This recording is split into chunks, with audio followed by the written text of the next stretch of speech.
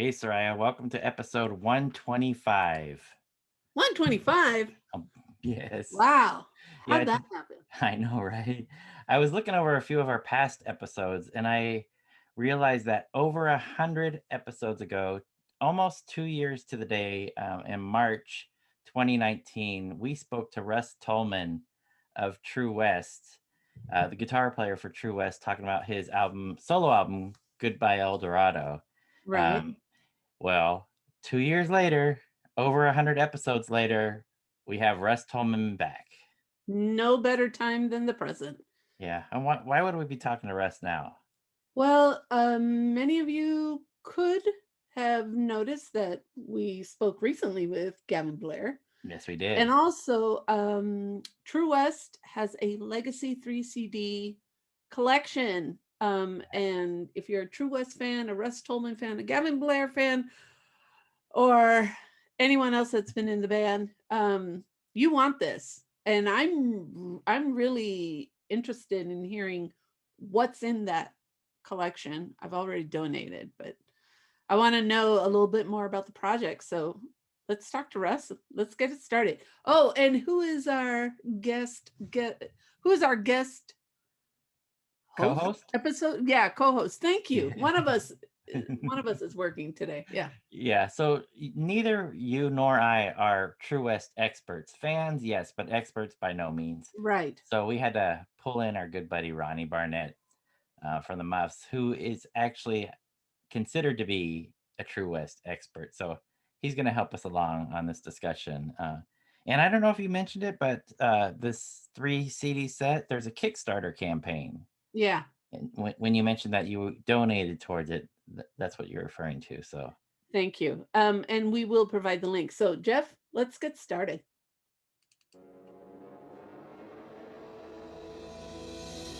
Hi, this is Soraya. And this is Jeff. Our podcast is called Paisley Stage Raspberry and Rhyme, a podcast where the two of us play music that we like and share anecdotes and background about the tunes. We hope you'll join our conversation. And without further ado, a grooviar. Let's get groovy. Here we go. It's high noon, folks. It is. High noon. Sorry, I'm high late. noon, True West. You get it, Russ? True West, high noon. I think high noon was your idea, Ronnie. It was. There he is. Hey. There we go. Sorry, I was delayed. It took a little too long in hair and makeup. Oh.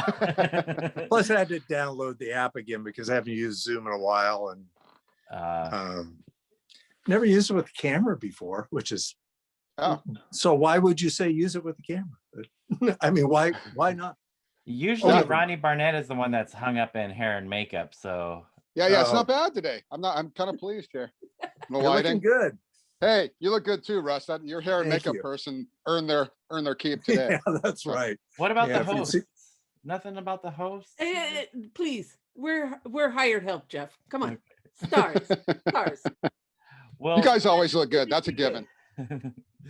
Thank you, sir. Thank you, sir. So, Russ, welcome back to Paisley Stage Raspberry and Rhyme. Thank you. We were The Soraya new and I video were- edition. Yeah, video now. We're upgrading here. It's gonna be Good. live before you know it. So Wow.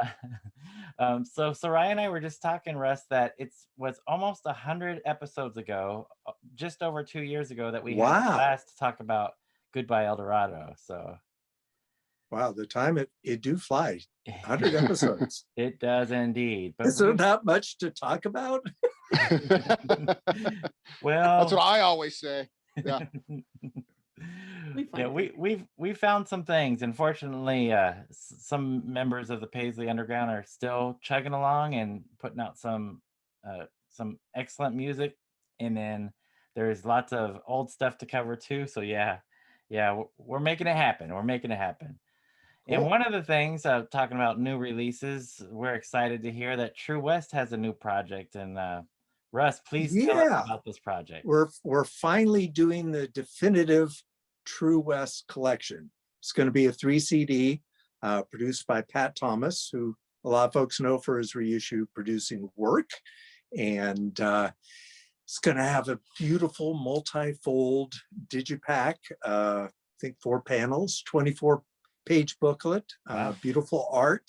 And it's going to have all 3 studio albums, which are all long out of print.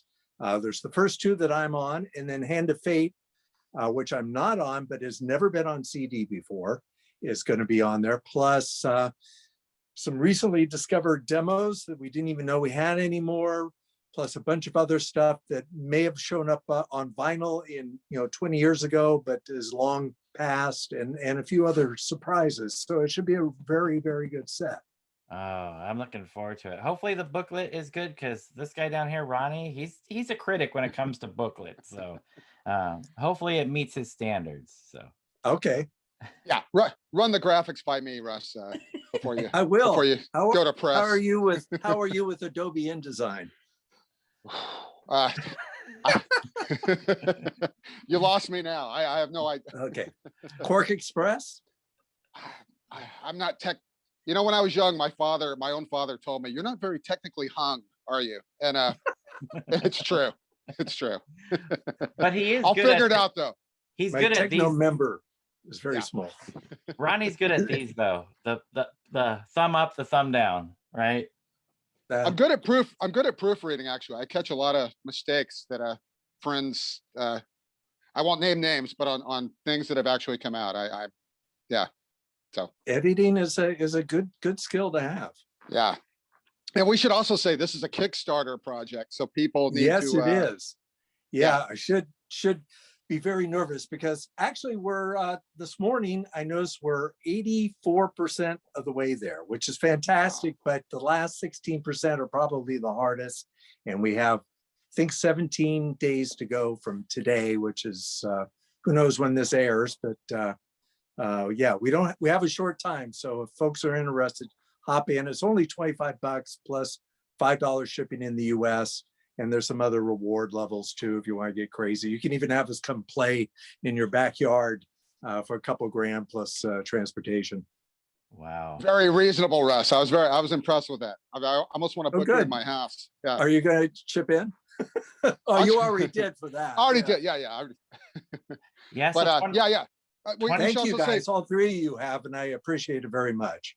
nice. Also want to say this is an all or nothing project. So we do need to get this funded, or else we're not going to have this. So Right. Exactly. Thank you, Ronnie. yeah. So please, folks, let's make this happen. So at least the 3 of us can have this. right. I would like one too. 4. Make that 4. There you Yeah. go. Cor. So $25 for 3 CD set is not bad at all. I think this is a No, good, it's very good nice. price. Yeah. Yeah, you're cutting out the middleman, so there's no distributor markup, getting it direct from the source. It's sort of farm to CD player. Nice. Yeah. You are stuck with some Pat Thomas liner notes, but you can't have it. It can't be perfect, right? Yeah, well, sometimes he's good, especially if you have somebody like Ronnie Barrett take a look at him before they go out. I'm just kidding. I told Pat I'd have to get some jokes in about him. So Oh, good.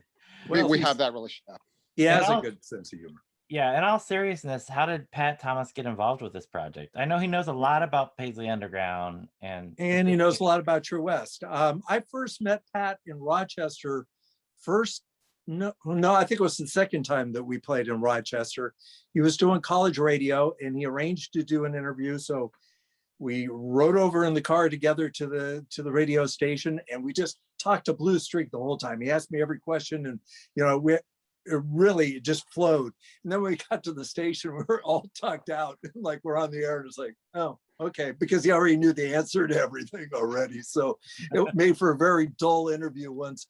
If only there had been a microphone in the car, it would have been great. So Pat and I have known each other for years, and we actually worked together at I had a label called Interstate that Pat was a partner in from 1998 till about 2006 is when we were really active. The label still exists and for digital distribution of our catalog. But Pat and I worked together there, and that kind of turned into what happened is we started importing from Europe, and we shared a space with this other importer called Runt, and pretty soon the man that ran that, Filippo, said, hey, you're doing the same thing as us, why don't you just bring all your operations under my umbrella and you work for me, and la-di-da. And so we did that for quite a few years. And so yeah, we were doing reissues. Rump moved into doing reissues and had the Water label, for Men with Beards, a few other, and Pat did those labels, and I did some reissue producing as well there. Nice. I want to say that was a great label, and a lot of great releases, which are hard to find now, and a lot of them are quite expensive on the market now. But people should research Interstate Records, because you did good work, Russ. Yeah. Well, thanks. There's probably some product somewhere that we can break out of storage and ruin the market for you. Right. Well, as you know, we recently had Gavin on here, and we kind of, yes, I listened. We're not going to grill you on the whole True West history here, but well, his version and my version they diverge in a couple areas. So okay. The things he remembers aren't quite what I remember. So, that's time for you. Yeah. Well, let's go back to the what did you have bands before the Suspects? We'll get to the Suspects. No, here. Suspects was my very, very first band. It was the 70s, and you had to be a virtuoso to play in a band in the 1970s. I was a guitar player, and I was just kind of very insecure about it. And punk rock and new wave came along, and it kind of leveled the playing field where anyone could be in a band. So we started Suspects. Steve Wynn, actually, we were both at the same radio station along with Kendra. And Steve knew that I played guitar, and he said, "Oh, come over to my place, we'll jam." Or actually, he came to my house, and we ended up playing the Car song, Just What I Needed, over and over and over. And then he said, "I want to start a band." He and Kendra had just seen Springsteen, and so they were all hot to start bands. So, we got, Gavin already told the story of the ad and the Cal Aggie, where we got both him and bass player Steve Suchel. And yeah, Suspects was my first time on stage. Except I was, when I was a teenager, a bass player in a polka band that never ever played out. It was accordion, guitar, and I played bass. And a woman who played accordion sang, but we didn't ever get a gig. So that's the best way to get in a band, is to play bass, because no one ever wants to play. There you go. Speaking from experience, it's right. Yeah. Jeff, do you have the Suspect single there to hold up? It's buried. Mine, so. I can't find. I know I have it, but I can't find. I got it around here somewhere too. I'm walking. I'm walking loud and talking proud, or whatever. Do you still see me? I managed to screw up my phone here. We don't see you, but we can hear you. Hold on. Let me see. And I'm the one. I'm the one that's technically inept, right? Okay, so that one can go away. That one go. Get rid of the calculator. This is so Ronnie, what would Mr. Barnett oh, here we are. have to say about Russ? There we go. Oh. There we go. Were you going to Davis, the college at that point too, Russ? Yeah, I did. I started Davis in '76, and my whole plan was I was going to work in radio. I'd been weekend DJ at a local station in my little Podunk area. I grew up in Lake County, California, which is up in the sticks, and worked at the local radio station doing weekends. They played easy listening music from big automated tapes, and then you'd break in and do the news and such. And funny story is, we used to play a lot of Enoch Light, and so it was very fun to start meeting and playing with his grandson John Clages, here 30 years back. So and John's got a great new record coming up. If you haven't heard it yet, it comes out actually comes out next month. Can you see me? I can't see you. What do I do here? We can see. There's Lonnie. I got you. Or you can go gallery view, Russ, and you can see all of us at once. So that's another swipe to the left. On the left. He's using his phone. I'll just look at Ronnie. He's okay. handsome. Okay. Well, whoever talks is who you're going to see. So that'll probably be me. Yeah, most likely that's going to be Ronnie. There you go. Hey. Okay, so you hung out at the station. That's where you met Steve and Kendra and kind of became friends. Yeah. Steve was very, very pushy. It was like the very first time we met. I think I was training him on the board because I was program director at that time.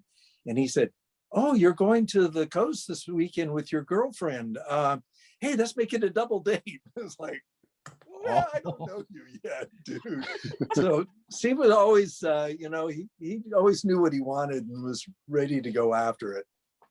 Wow. Nice. And that's where you met Gavin. So Yeah. how did you, well, we'll get to the end. So Suspects, as we learned from Gavin, played a laundromat and a couple of weird gigs. Yeah, we actually did a few. There was actually a club in Sacramento called Slick Willie's that had been a biker bar, but they started doing New Wave Night, I think, on Mondays. And this was the place. This place had the peanut shell floor, and it was actually quite a big room and nice stage. And we saw a lot of great people there. But we played there, and Steve and Kendra were underage, so they had to live in the dressing room the whole time until we could go on. It was fun. And we played more than just the weird campus gigs and stuff. We did actually play some out. I remember playing a show that somebody put together at a junior high school, and some girl in the front started taking off her clothes, which was quite entertaining. Only down to her underwear. But well, I was going to ask how reception was generally, but it sounds like you got a good reception. That was pretty good. Yeah. If they're taking off their clothes, yeah, it's a good sign. So Steve and Kendra decide they want to move. Did they ask you to move? Did they want to keep the Suspects going? Yeah, they did. At one point, Steve was really gung ho, and with retrospect, I realized we probably could have done something, but my own natural insecurity thing. And I had a job at a radio station then, at a commercial station, and I just didn't want to risk moving down there not knowing what was going on. So they went off and eventually got to forming Dream Syndicate. Steve was in a couple other bands before that, and I'm not sure what Kendra did. I guess just got better playing bass. She had started playing bass in Davis. She was in a band called Icon, or the Icons, for a little while there, along with Suspects. Wow. Okay. And then you start writing songs. How did that come by necessity or? Yeah, I was writing songs during the Suspects time, but I don't think we did end up doing one or two of them. But generally I think Steve's songs at that point were better than mine. So, and plus he was the boss. So you know how that works. Okay. But so between Suspects and True West, there was this band called Meantime, which kind of morphed into True West. So it was me and this fellow named Sean O'Brien, who was the singer, and Rick Gates, who was the son of David Gates of Bread, was the bass player. Wow. And another fellow named Kevin Vanderhoof on drums. And we actually did a little 45 EP, and some of that stuff was recorded by David Gates at his studio down here it was in Woodland Hills. And nice man, that David Gates, really sweet fellow. It was so weird because, I was maybe 22 or something, 23 at the time, and he seemed so old. He was 40, and he had grown kids. Rick was his oldest kid in college, and then he had a couple teenagers. It was amazing how much that man had done in 40 short years, because he had a whole career before Bread as a session guy and as an arranger, and he produced Captain Beefheart's early recordings, all this really weird and diverse stuff that you don't imagine when you think of Baby I'm a Want You, Baby I'm a Need You. That sounds like some good bonus tracks for the True West set, by the way. The Meantime single. That stuff. It's separate, and it's actually come out, I think, on vinyl. There's a guy up in Sacramento has a record store called Phono Select, and he has a label, and he put out just recently the Meantime vinyl. He expanded the EP and added some live stuff and turned it into an LP. I think it's out. I have a test pressing. I haven't seen the final one yet. Wow, that's a big scoop for Paisley Stage right there, you guys. Yeah, there you go. I need this Meantime record. Yeah. If you're a completist, you have to have that one. If you're a music fan, forget about it. Right. I'm sure it's good. There's some highlights. What was Meantime punkier, for lack of a better term? No, we were, if you want to throw us in a box, you could throw us in the Skinny Tie mod box. Oh.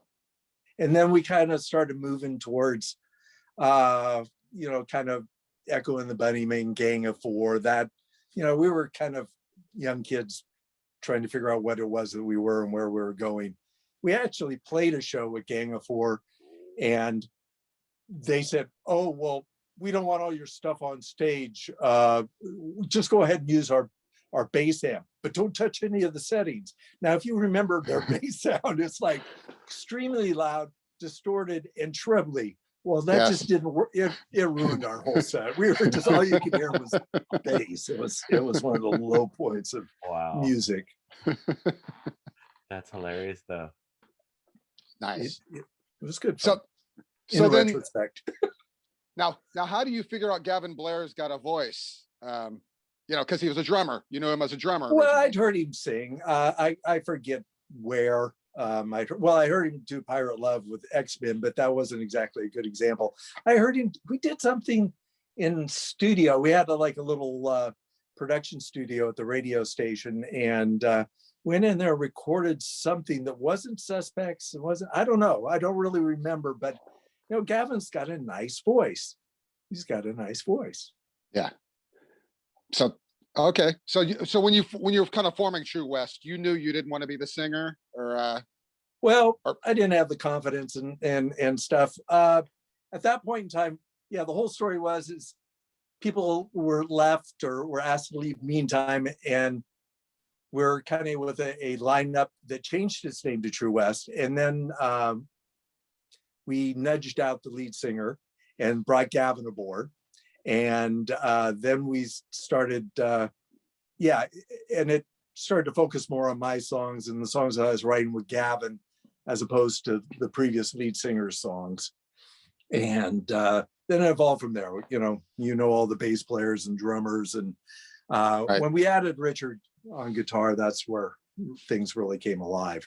But we had actually recorded Lucifer Sam and some of the EP before Richard actually joined.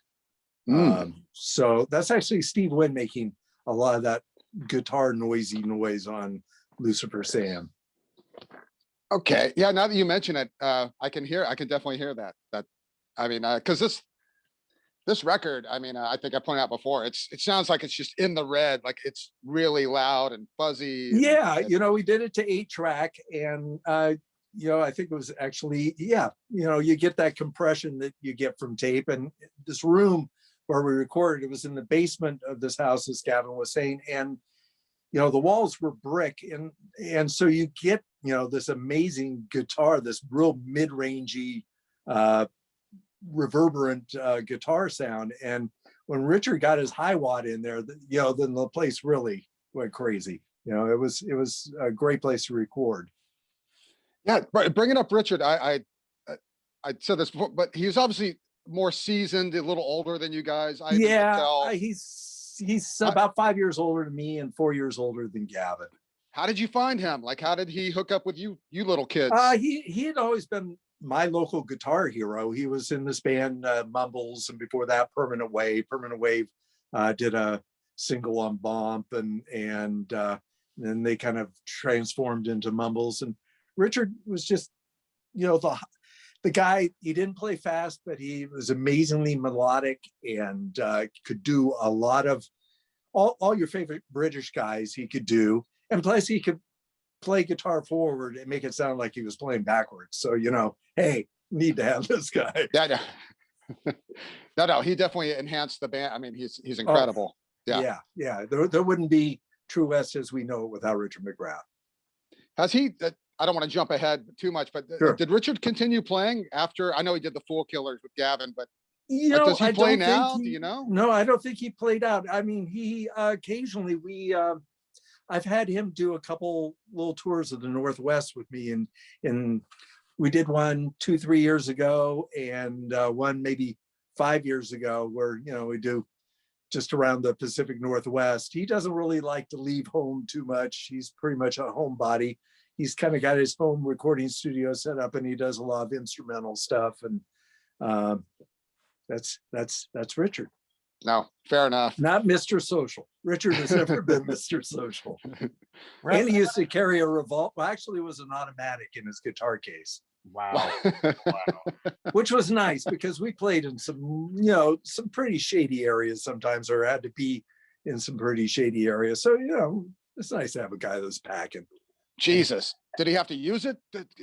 No, the only time Okay. it really saw any use is we stopped alongside the highway out in the desert somewhere, and we're popping off at some cans, but that was it.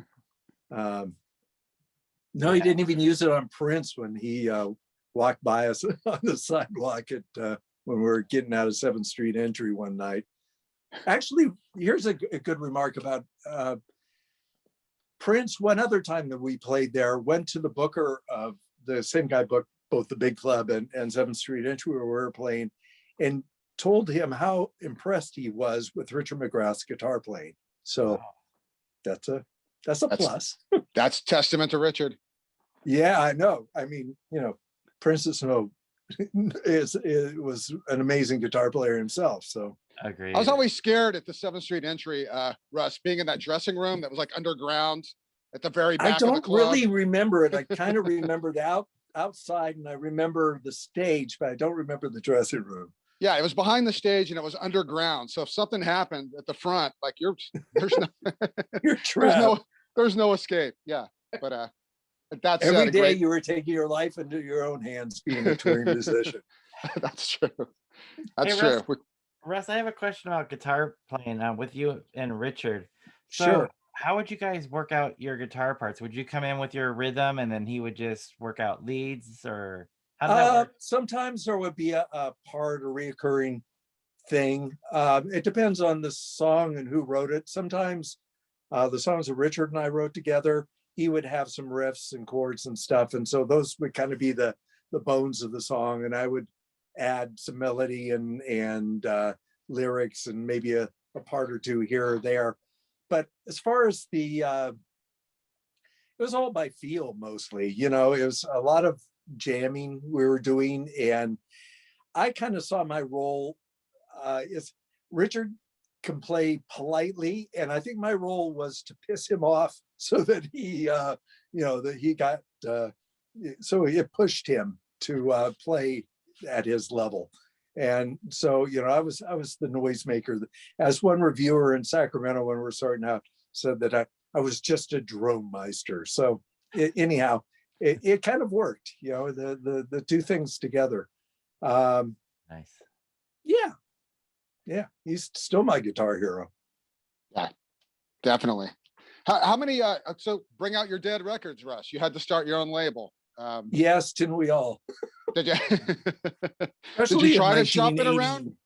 Yeah. Did No, you try at to that shop? point, Yeah. no, at that point it was sort of, you know, the whole template was put out your own independent release, get some attention, you know, and see what you can build from there. And that worked. I mean, we sold on our own quite a few thousand copies of that. We'd sold pretty much through the single, which I don't remember how many we pressed of that, maybe 500, maybe 1,000, I don't know. And then we did 2 or 3 pressings of 1,000 of that EP before we even went out and toured. And then I think we did a few more, and then it got picked up by New Rose and blah, blah, blah. Yeah. Speaking of the New Rose, is it this cover? Yeah. Was this your idea? We had no idea. It just showed up. You know, I used to go to, we had a PO box in Sacramento. And so I would drive over to Sacramento and check the PO box, and there it was. And I went, okay. And, you know, in retrospect, I think it's genius. But at the time I was scratching my head really hard. Those Yeah, Frenchies, they know something. Right. And they expanded it. They made it like a full length Yeah, album. they gave us basically. some dough to go and record 3 more songs. So we went back to San Francisco and to Army Street Studios. Dead Kennedys had actually done some of their singles at that studio too. There were some famous people in that. Nice. Hey, I've always been curious because you did And Then the Rain on this, and then you did it on Drifters after. Which version do you like better? I like the Drifters version better. I think at the time, you know, people liked the first version better, and it's faster and rockier and rougher.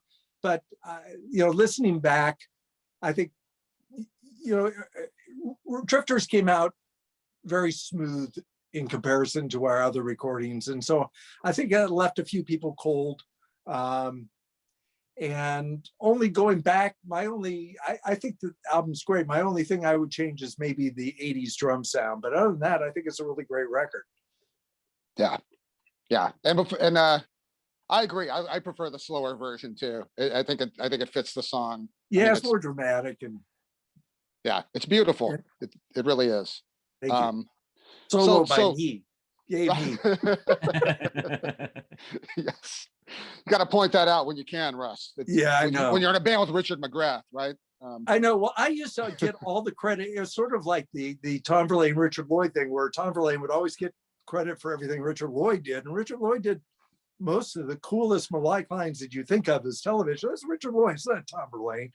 But anyhow, I would get that too in the press. And so, I'm sure that probably pissed Richard off, but now hopefully he gets his due, because he really is the guy.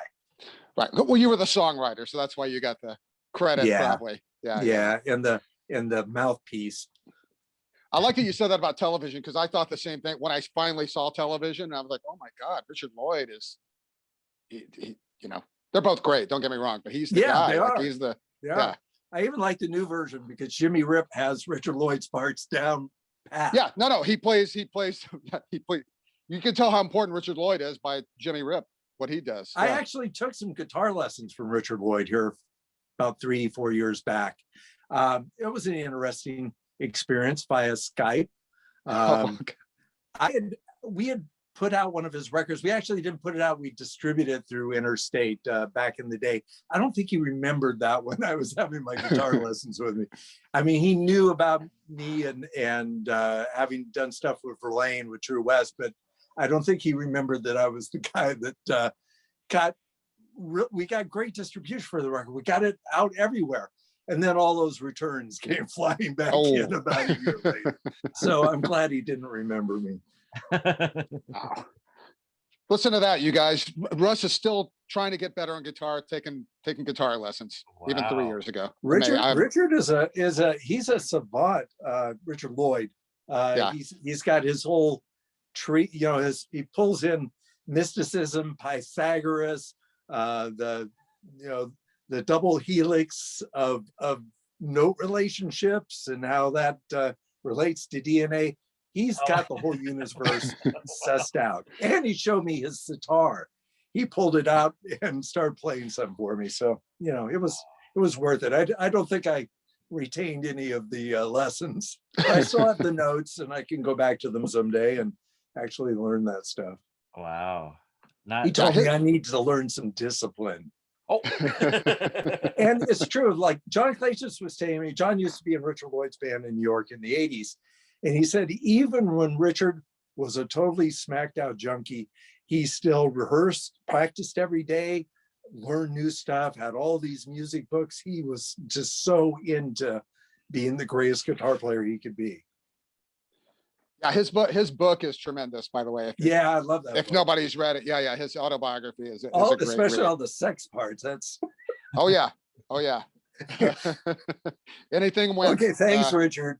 Yeah. Nice. So after the EP, you guys are looking for a deal. You end up with Tom Verlaine in the studio.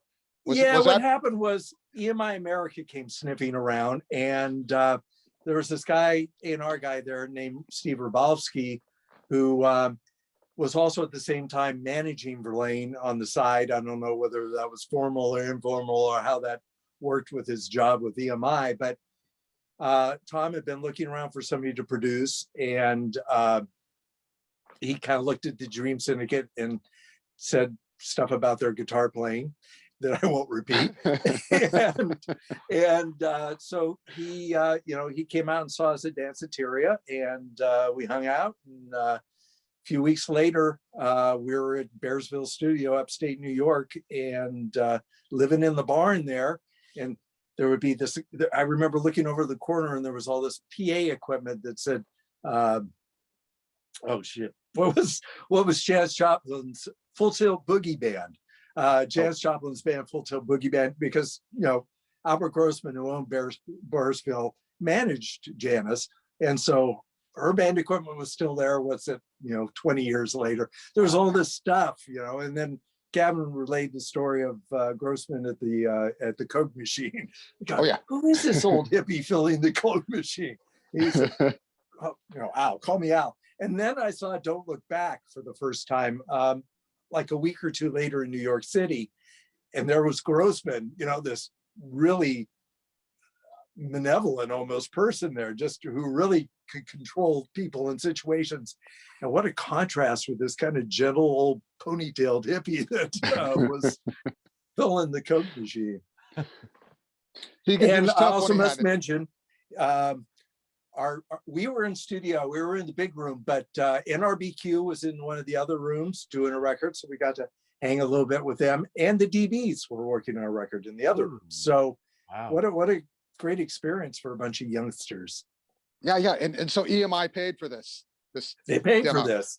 Okay. Yes. And I think we were going to do 4 songs, and we ended up only being able to finish 3 because as Gavin was related, Joe was having a little bit of tempo problems. And Verlaine did want to bring JD up, but JD was not the drummer in the Waitresses. That was Billy Fickett from television.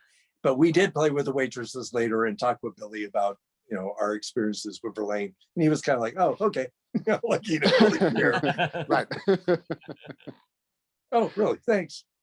Yeah. Okay. So that leads you to, okay, the EMI passes on the.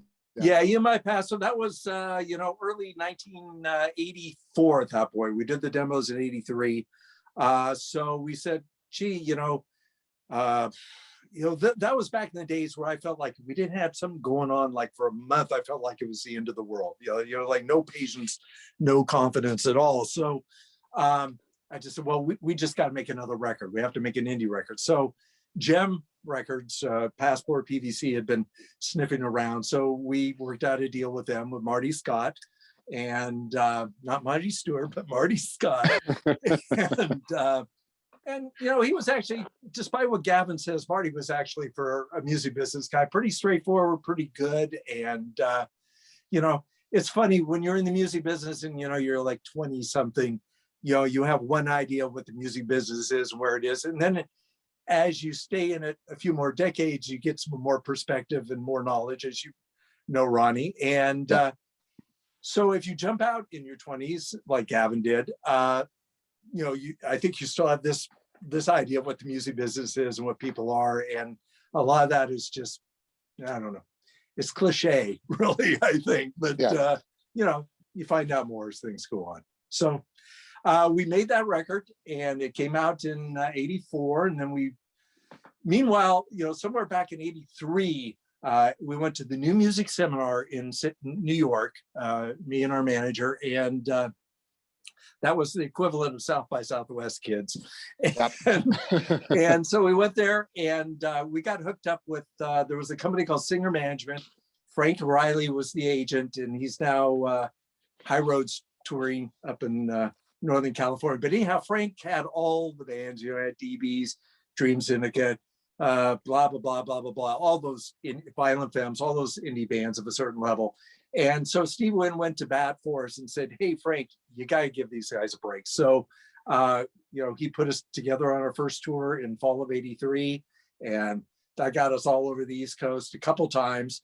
And, and then allowed that whole thing with Verlaine to happen all by the end of 83. So it was all a very busy year. Then we got in the studio in 84, I think spring. Right after the Dream Syndicate finished their album at the Automat, we moved to the Sandy Pearlman space there, and we didn't use Sandy Pearlman, but we got the engineer. What's his name? Paul. What's his last name? Look on the record. Oh yeah. What am I? Wikipedia? Paul Mandel. Yeah, Paul Mandel. Yeah, great guy. He had been a stockbroker, became an engineer, and then I think he went back to being a stockbroker after a decade or two of being an engineer. But yeah, we did the record. Jim, Marty Scott. Damn, you got me doing it now. Yeah, I know. Yeah, gave us a bunch of dough to go out buy new equipment, which was nice. And we hit the road, and our first tour when that record came out was 11 weeks long. And then we came home for a week or two and then went out again. And we were just constantly on the road from like September of 83 through about July of 85. There was very little time at home. Gavin was talking about having a day job. I don't ever remember him having one of those things, but during that time period, I definitely didn't, because there wasn't really any time to do that. We were always back out again. I think that wore on us. So 85 comes around, and we're supposed to go to Europe. And about 3 days before we're supposed to step on the airplane, we get a call from the booking agent there in England. And he says, "Oh, a bit of trouble. Your work permits haven't come through." And England, especially then, was very strict about you having work permits. And they had this whole thing where you had to join the union because there was some sort of exchange program between the musicians union there and the musicians union here. And they go 1-for-1 exchange and blah, blah, blah, blah, blah. So long story short, we decided to get on the plane anyhow with no work permits. And we get over there, and we're ass tired and jet lagged. And we were supposed to have a gig that night. I think we were opening for the Long Riders at the Mean Fiddler. Well, we couldn't do it because it was going to be videotaped for Whistle Test. And we were going to be on Whistle Test. And this was our big deal. Didn't happen because we didn't have our permits. And Whistle Test was very hot on the Paisley Underground at that point. If you go on YouTube, you can see their 2-part thing on the Paisley Underground. And so we actually got interviewed, but Gavin and I, but we were just so tired and so pissed off that they couldn't use any of the interview stuff. And so, long story short, we went off to the continent, did our dates in Holland and Germany and Scandinavia and France. And then we came back, and the work permits were ready for us. And so we could play dates in the UK, but we've been rescheduled to play in the studio on Whistle Test. But it turns out you need a special work permit for that. And our agent didn't get that in time. And so it totally screwed, and we had meetings, Chris Bliss was following us around. We played in Brighton and opened up for Nick Cave and the Bad Seeds. And I didn't get to see them. I saw their sound check, but I didn't get to see them or hang out at all because the A&R guy from Chris Bliss, took me out and manager after a lot of drunkenness and Indian food. And, but yeah, what was my point? My point was we ended up being able to do all the shows in England, but Ireland ended up passing on us. It was a funny story. Had a meeting with Chris Robinson, who was one of the partners along with Jake Riviera in Stiff Records back in the day, Elvis Costello, etc. He was running Ireland at that point. And so Dave we're Robinson, meeting with it. Dave Robinson. Dave Robinson. Right? Thank you. Yes. Thank you. So anyhow, he was running Ireland at that point. And so we're in his office, and he says, this whole Paisley thing, it really reminds me of pub rock. I had Clover on the tarmac, and as soon as they hit the tarmac, that Johnny Rotten spit in that journalist's face, and then pub rock was over and it was punk rock, and so I was trying to convince him that, well, we got to move now, and we have lasting power and all that stuff. And what the funny part of this story is, I met Dave again years later. And so I told him that he had absolutely no memory of me being in his office or this band True West or anything, but it was pretty funny. He is a nice, hilarious guy. He's really funny. Yeah, I mean, if people don't know, the Paisley Underground was very hot in the English press as well. So yeah, we all got our week on Enemy or Melody Maker or whatever. Sometimes posed in front of the same tree in Hyde Park. I know Long Riders and us both have. If it's not the same tree, it's a very similar tree in Hyde Park. Right. So missing out on that big Long Riders Mean Fiddler gig, I mean, that would have been like tons of, in addition to the Whistle Test, that would have been tons. Yeah, the A&R guy was saying, "Oh, just jump up, grab your guitar, just jump up on stage with the Long Riders." And I was not going to do that. That's their gig. I'm not going to just, they Yeah. probably would have been okay with it because we were pals with them and had played, with them. But I just, I didn't have that much in the way of balls. Right. Yeah. The Paisley bands all got signed to the English versions of Island. You know what I mean? Like Yeah. Rain Parade, and yeah, they are all signed to the English part of Yeah, Island. and that's what they wanted to do. And we had Ian Matthews, the famous Fairport Convention folk rock guy. He was an A&R guy for Island at that time, but he was here in LA, and he was our guy here. And then there was a guy in England named Captain Nick. I forget Nick's last name, but yeah, they were kind of behind the whole thing. Nice. Yeah, I like you mentioned touring, Russ, because I said this to Gavin, but I remember as a kid in Houston, it seemed like you guys played 3 times a year. It's possible, For a definitely couple of twice. years there. Yeah. We were, And we were overstaying our welcome, I'm sure. And- I don't did we play there with REM? I don't you remember. did. I was about to say, I saw you with REM, a place called Cullen Auditorium in University of Okay. Houston. I don't remember that one at all. I remember Austin, and I remember the last one at Fort Worth at Bronco Billy's Bowl, Bronco Bowl. Bronco Bowl, yeah.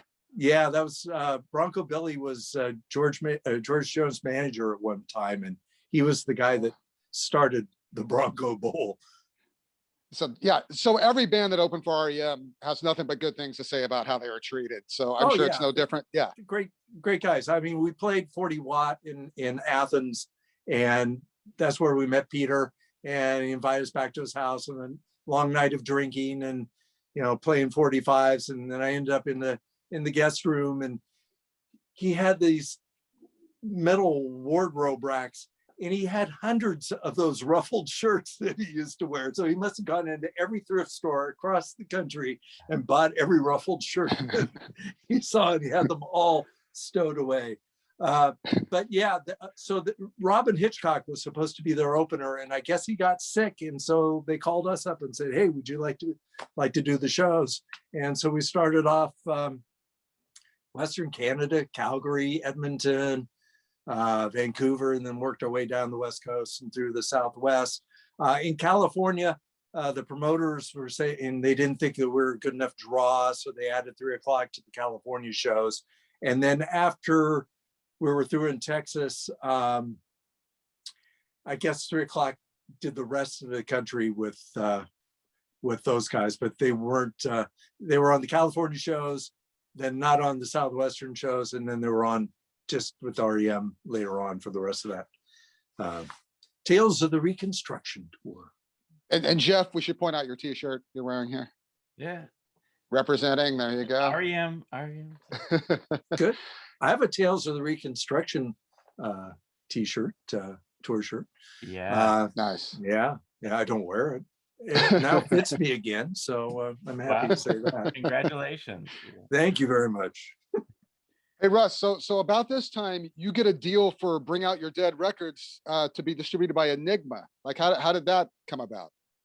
Because of 28th Day, maybe I had the deal beforehand. Steve Wynn had gotten a P&D deal, or now they're called manufacturing distribution deals, if they even exist anymore, with Enigma for his Down There label. And so we followed suit and got one, or I followed suit and got one with them as well. And so, we did 28th Day, and I don't remember who put up the money for that. And then it was going to become an LP because they needed that for licensing in Europe. And so we did 3 or 4 more songs for that, and ended up on some major labels in Europe. I'm trying to remember what it was. I think it was on Virgin in Greece of all. Well, that's things. right. And yeah, some pretty amazing stuff. Yeah. Well, they got the True West treatment. They expanded the EP into a LP. Yeah, because I guess the Europeans were buying EPs. So now, was there anything else on Bring Out Your Dead, or was 28th Day? No, we wanted to sign this band called Rebel Truth. They were a punk band in Sacramento. Really good songs, really great band, but we could never convince them. And by then, we had our own troubles. Right. Which leads us to the next phase, Russ. So how do you leaving True West? How does that come about? Well, it was the way it happened is we all got sick of each other, and a lot of touring and a lot of little bits of disappointment, a lot of disappointment. Kind of get back in those days, you really couldn't make a living as an independent artist, which you maybe can do today. Back then, the template was you get the major label deal, or you get the big deal, and then you can make it. Well, we were so close to getting the big deal a few times that wears on a band.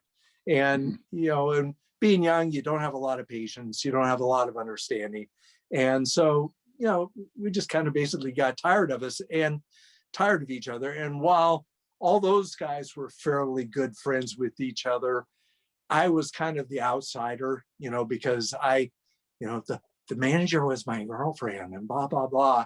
I was actually the manager of the band. She was the front person for that, but I most of the ideas came from me, and so if they weren't working out, then maybe I should have been fired as manager. But yeah, so what happened was they said, well, we just don't want to do this anymore. We're breaking up. So broke up, and then all of a sudden, I see that they're playing under another name, Truman or something. And then they start playing as True West. And I go, I've put about 20 grand of my own money into this band. And I am the only original member from when True West started. I think I have rights to the name, and I certainly want to protect my investment. So, I went to court and sued them, and we had a settlement out of there so that they could use the name and get signed on to the CD Presents label in San Francisco and do Hand of Fate. So it wasn't the evil manager, it was the evil Russ. Okay. So it was not a nice split at the time. No, it wasn't. It was not. And Yeah. for a while they were, paying my rent in LA, and it was good. It was a good deal for a couple of years until they finally threw in the towel and Right. pulled the umbilical cord off of the financial umbilical cord off of me. Well, yeah, after that, you made this record. This came out pretty quickly after Yeah, the split. it did. I recorded that in Davis in 1986, and it came out on Demon Zippo that same year. And then when I moved to LA in summer of 86, Steve Wynn was very busy with Dream Syndicate, but he still had Down There and wanted to sign bands and stuff. He had the deal with Enigma, and he said, hey, why don't we become partners in Down There, and you run the day-to-day, and and I'll do A&R. And I said, great. So we signed up a bunch of bands. The ones that actually sold the best were Top Jimmy and the Rhythm Pigs, who most LA people know Top Jimmy, famous in a Van Halen song. And that sold really well for us. We did a band from England called Doctor's Children. That was so-so, but these were back in the days where you could put out a record and it was pretty easy to sell a few thousand copies, because there just weren't that many people wording out records yet in, 1986, 1987. We tried to sign the Pixies. In fact, Steve and I, to this day, say, hey, we're responsible for the Pixies, because if we had signed them, no one had ever heard of them. But I remember the demo tape. They had the demo of, the Man song, whatever that is. I'm waiting for my man, or Here comes your man. Yeah.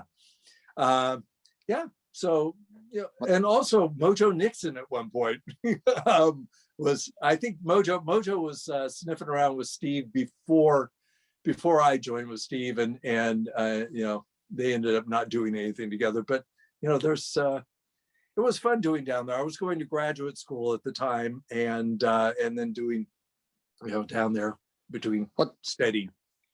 Now, Russ, were these songs written for True West? One of them was for sure.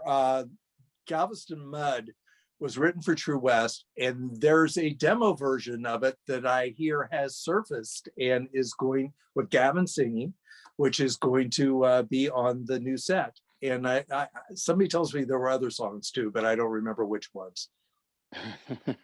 but I think they're in the archive. Our most current True West drummer, Jim Huey, is our archivist and second historian. Ronnie's our primary historian, but Jim is secondary Northwest edition historian. Nice. And he's helping Pat pull together all the goodies for the new set. Yeah, let's jump ahead. True West reunites, and was it 2007? Good question. I think 2006 was the first Something like that. time. Okay. Yeah, and then how'd that you guys happen? bury the hatchet. How does this come about? Did you get an offer? I think Huey actually mended our fences. I think what happened was I met Huey over the internet. Huey and Pat Thomas were contemporaries in Rochester back in the day, and they're both drummers, and they're both very competitive, or at least Huey was very competitive with Pat. And but anyhow, I get an email from Huey somewhere in the late 90s, and he said, we kind of became friends over email. And then he said, well, I'm working on this record, which eventually became this thing he put out called Girls Say Yes, which was pop songs that he'd written, some of which he sings, some he has other people sing.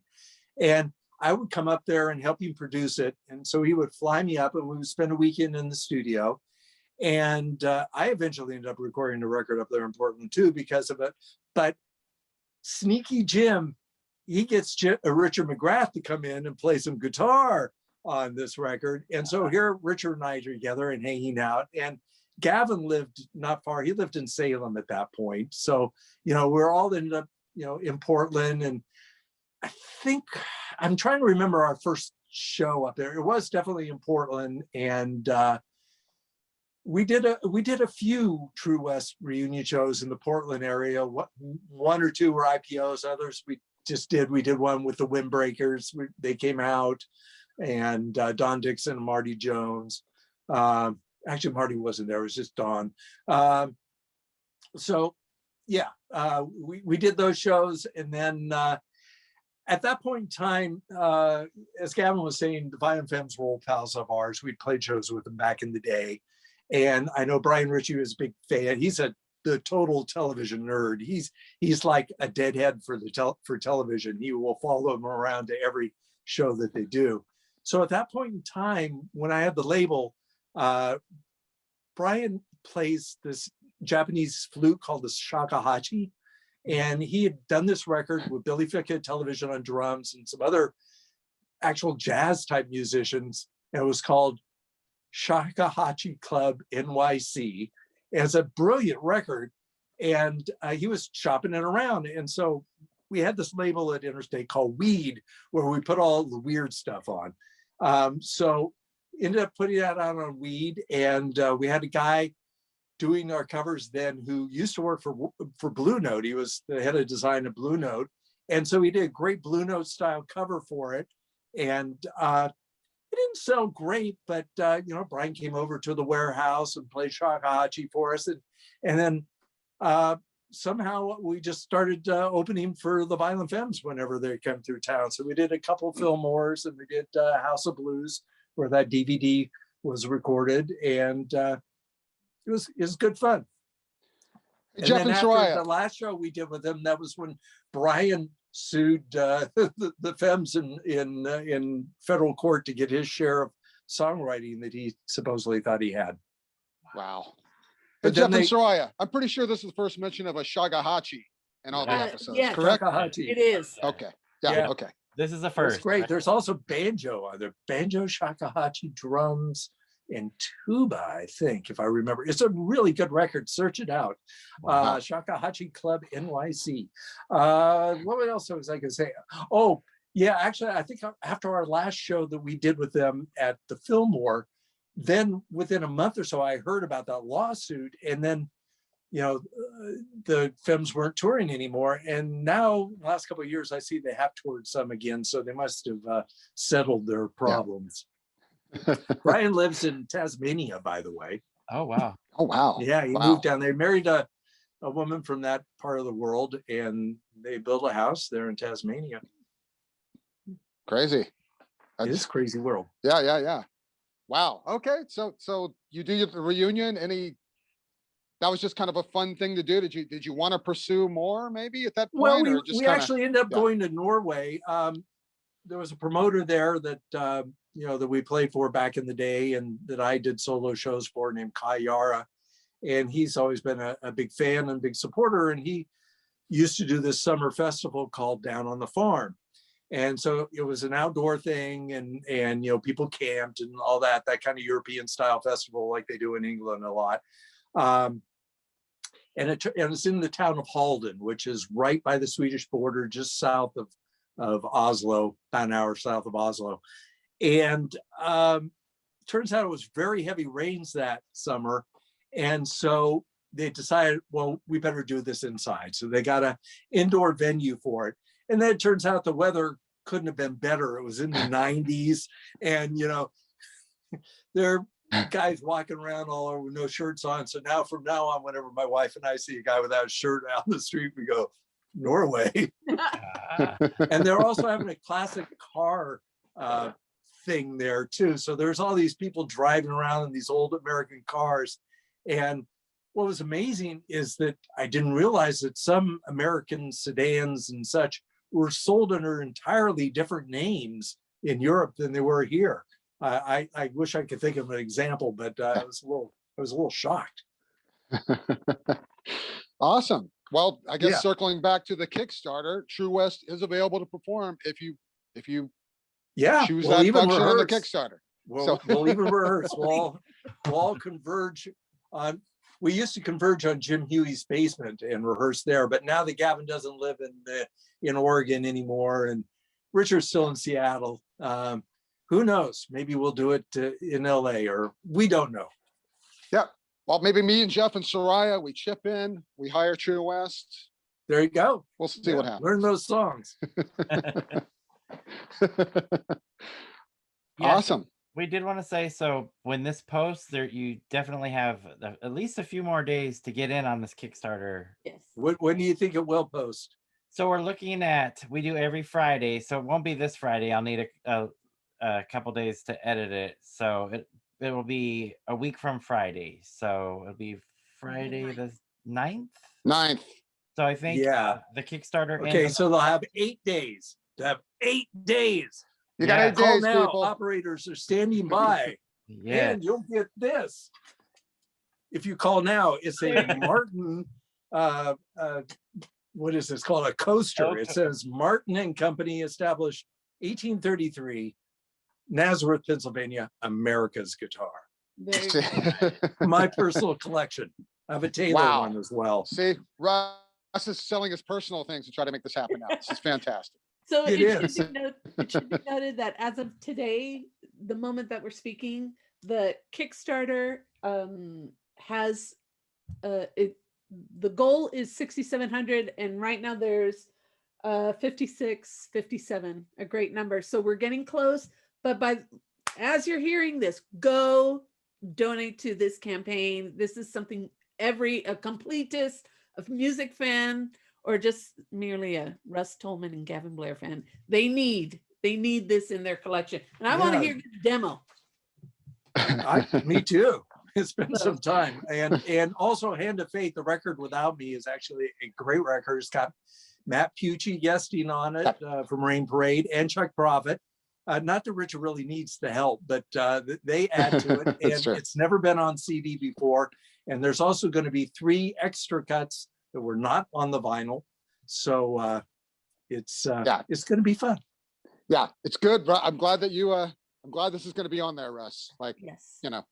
Obviously you have a history with this record that might not be, but anyway, it's a good thing. And I think the first 2 full Pat's talking about putting the first 2 Fool Killers singles, which have never been digital, on this as well. Wow. So that's something. It's going to be the complete story of True West, and where we evolved to, and where we came from the primordial soup to crystallization, and then and if folks don't know, Fool Killers was the group with Gavin and Richard after True West. Right. Yeah. Made a couple singles, couple records, albums. couple singles. Yeah. So Great Russ, band. in 2022, the band will be celebrating 40 years, right? Yes, I know. It's amazing. And I'm only 39. How did that happen? Yeah, 40 years. So, we're talking, well, maybe we should go play some shows. And, so we'll see.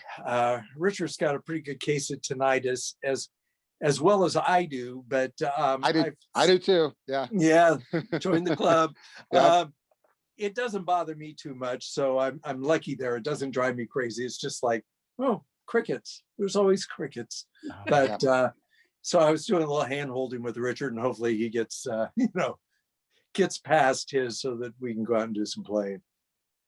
So assuming that everything goes well with the Kickstarter, and I'm sure that it'll be a success, what are we We looking need at? your help Yes, now. yes. Come on, We're Paisley. about stay 83, aggressive. 84% of the way there, but the last 15% is probably the hardest. So please, folks. Yes, yes.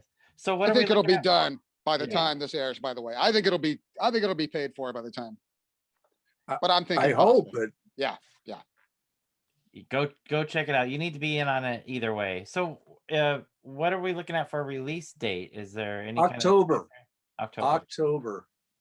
Okay. And I was going to mention that the guy who engineered Hand of Fate for the guys, he's now a mastering engineer in San Francisco who I use all the time, named Gary Hobish.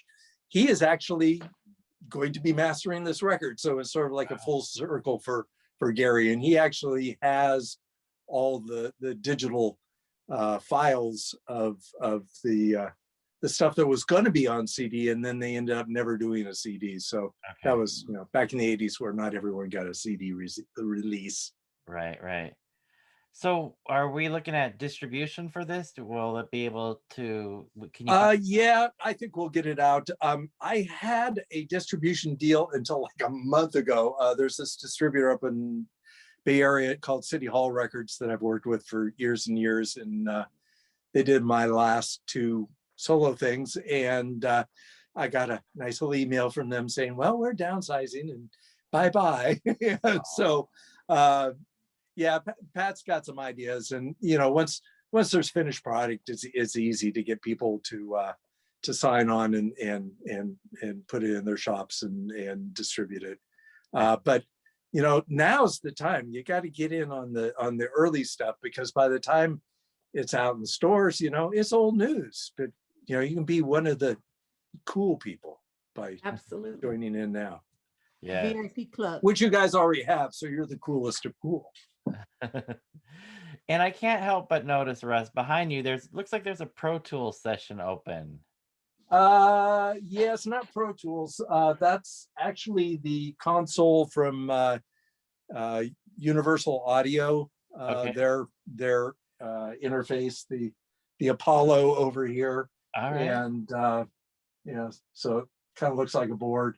They have a new recording program, a new DAW called Luna, which I like, but I'm so invested in Cubase, which is where most people in the US use Pro Tools or Logic or something. But I started using Cubase because Chris von Snyder of pop fame, Flying Color, etc., he gave me a bootleg, a pirated copy of Cubase years ago. And so I just started using Cubase. And then I actually ended up and bought several versions of the real deal. So don't send the police after me. But I was going to say, send them after Chris, right? You just outed him.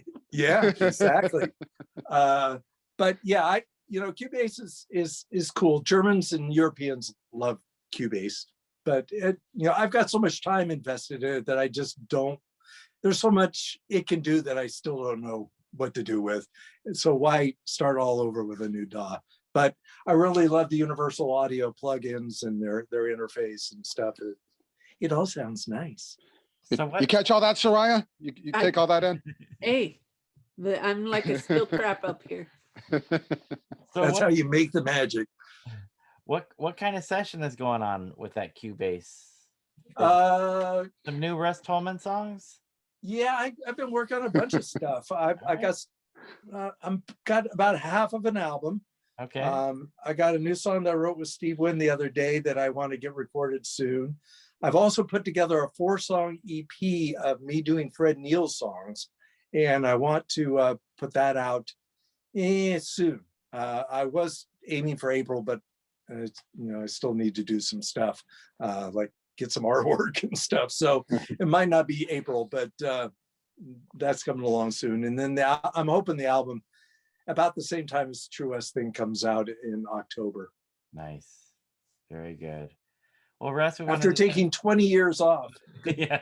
Goodbye El Dorado was the first thing in 20 years. It's amazing what getting married and becoming an adult does to you.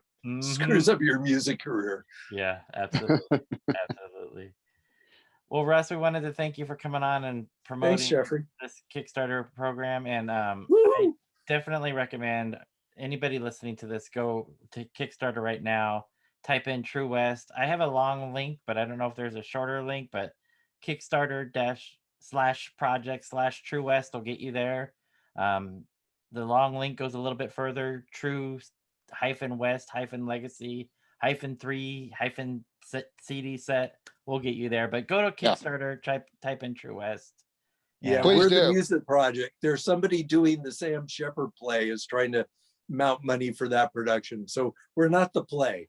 Good. You see a picture of 5 straggly guys with, kind of big 80s hair, plus Richard, who is just looking much cooler than the rest of us in his sunglasses. Everybody used to think that he was Graham Parker back in the day. Wow. It worked opposite a couple of years ago, Russ. I remember a friend of mine in New York sent me a ticket outlet, had the play True West, had a picture of you guys next to it. I saw that. So I saw it goes that, both like ways. in the bands in town and stuff. Yeah. I almost booked a flight. I wanted to see True West. I almost booked a flight. Yeah. Good to clarify. Support True West, the band project. And please make this happen, people, because I'm going to be really upset if I don't get to own this. So Same. Cool. Yeah. Don't make Ronnie cry. Don't make me cry. Not again. Not again. All right. Well, Russ, we thank you so much, and we wish you the best of luck with this project. Thank you, guys. I appreciate it. We're looking forward to holding it in our hand, and I can't wait to hear what Ronnie has to say when he reads through the booklet. We'll let you read it before it goes to print. Pat Thomas. Yeah. I'll get you, Pat Thomas. I'll get you, Pat. Yeah. All right, Russ. All right. Thank you so much, and Ronnie, thanks again for helping us out here. We know Thanks, you guys. This is what I talk about us, Russ, after we sign off. So be nice, you guys. We will talk. Bye, Soraya. Thank you. Bye. Bye, Jeffrey. Bye, Bye, y'all. We'll talk to you soon. Right. Bye, you guys. Bye. All right, Soraya. Wow. We've had Russ on the show before, but I learned some new things. Yeah.